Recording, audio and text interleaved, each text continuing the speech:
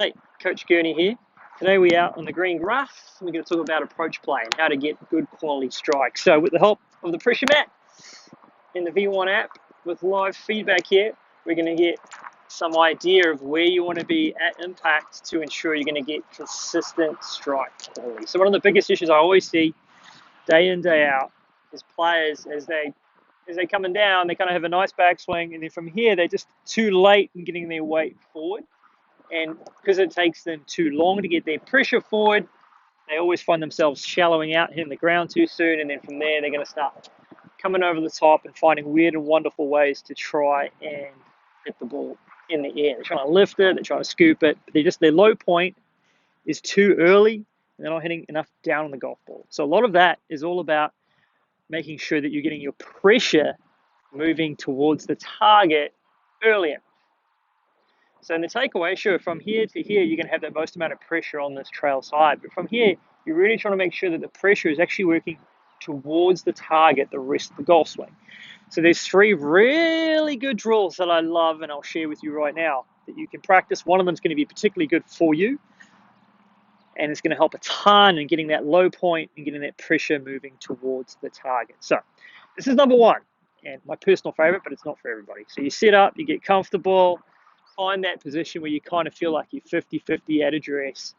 And then from here, you're going to go and just have your takeaway. Now, whether you stop here or halfway back, somewhere in this area, you're going to swing to here somewhere, stop, and then from here, your main focus is to go from this trail side to try and, as the club's going back, you start going forwards. All right? So it's a really, really good one. You go to here, stop, and then as you go back, you start going forwards. So by the time you're at the top of the backswing, you've really got that pressure on that lead side, and then from there, you just stay on the lead side. So that's going to look something like this. All right, so you get set up, we'll let the mat get centered, beautiful. Here, stop, as I go back, go forward. Oh, nice crispy strikes. So that's number 1. If that doesn't work for you and you're like, nah, that's not for me, I'm all good with that. Different strokes for different folks. The next option, equally as good, just some players prefer it more. A slightly more, so should we say, dynamic version of it will be the step drill.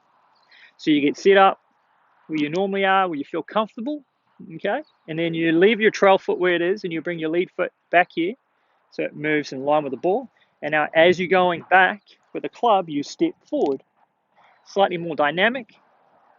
And it really helps you get a feeling of as the club going away from the target, your body's going towards the target, right? And she looks something like, so we're going to start this game, and I'll show you this one. So we set up here, trail foot goes back, and then as I go back, I'm stepping forward.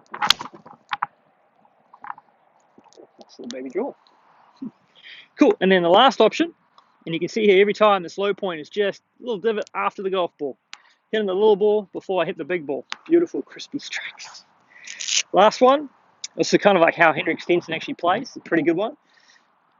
So you get set up, you're 50-50, and then before you start moving, I want you to actually go back into your trail side. So you put your pressure on your back leg, and then as you're going back, all you think about is going forward.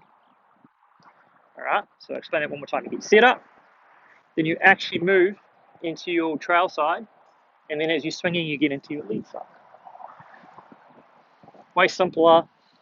Only issue with this is because you're going here and all you think about is going forward, you might find yourself getting forward a little too soon. But at least you'll get the feeling of what it's like to go from trail side to lead side, which is what we're all about. So I'll show you this one as well. So set up, cool, we're all good to go. My back foot, and then get forward. Oh, shiver me timbers, that's pure.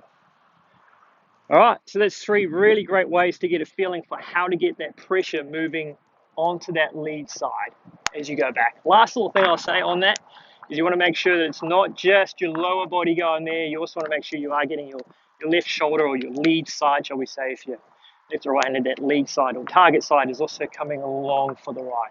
And that's good when the ball's on the ground. When the ball's on the tee and you're trying to hit driver, there are some other different moves that you can definitely do to hit slightly more up on it and are key, but this time around we're talking about ball on the ground, and that is going to help you a ton.